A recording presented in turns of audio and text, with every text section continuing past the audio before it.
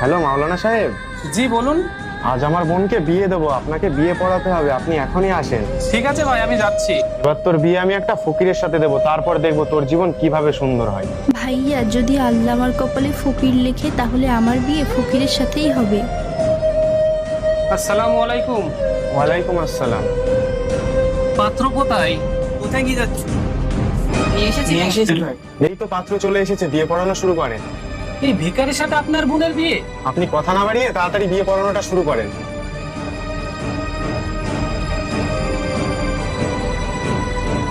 নাও মা, এখানে একটা সই করো।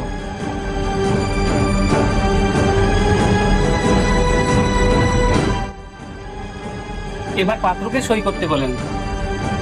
নে সই কর।